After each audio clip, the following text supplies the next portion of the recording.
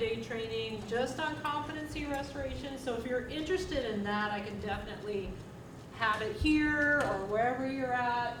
If we have a full class, which a full class to me is like anything over like 10 people maybe.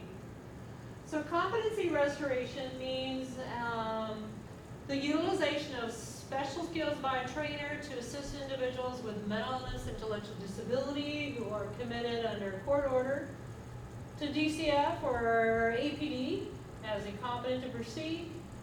For criminal charges or have been deemed competent, require competency restoration to assist in maintaining their competency. And this is per the statute. So it's not only to restore competency, it's to maintain competency. So say they come back to the jail and they have a pretty significant charge and they are not going to get out anytime soon. So say it's like murder or something.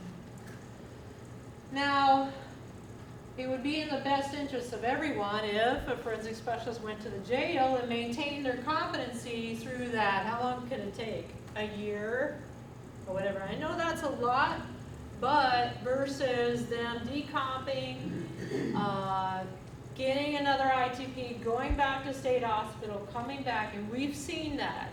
People will come back to the state hospital 3 and 4 times on the same charge because that kind of cycle happens. One of the problems we have sometimes with those cases is there are lawyers who don't want you talking to them. Then they won't let you go see them. Well, bring it to our attention and we'll try to talk to them. And I've seen that too because they want them to be incompetent.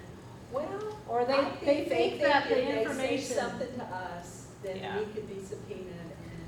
Well, under the statute, everything that you say or they say in competency restoration is protected and it can't be brought up in court. You can't be subpoenaed as a witness with that information. That's been the main thing, not That's so been much a that big they thing. wanted to be competent, but Yeah. Yeah, I remember a couple yeah. cases. All right. Yeah, everything's not that clear cut sometimes. So, non-restorability for mental health.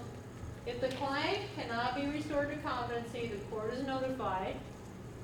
There's a 3-year dismissal possibility on certain charges. So if you look in the DCF website, the charges are on there. And the state can dismiss, but they have the option to go to the full 5 years. There's a 5-year limit on the other than all of the charges. Charges must be dismissed without prejudice. This 5 years. They have to. So there's no option to go further than 5 years. Now, if the person, where we get stuck is if the person after the 5 years is still incompetent to proceed and dangerous, then it's kind of tricky because what do? The charges have to be dropped. So then before the 5 years, hopefully someone is working on trying to get them committed under Chapter 394, which is a Baker Act, and commitment into a civil placement to keep them in the state hospital if they're dangerous. So it can be tricky. I think we've gotten better at it, but it definitely is a sort of a convoluted process.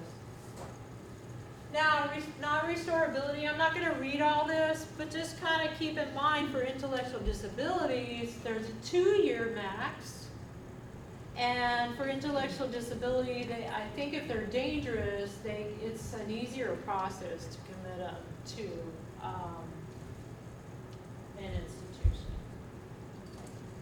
All right. You guys want a little break?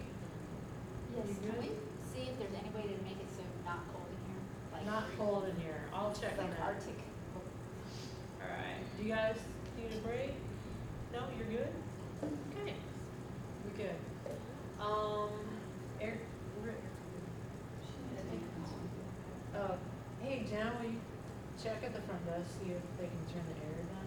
Or maybe, I don't know if you're supposed to mess with it. It's 71. Hold on. see. What do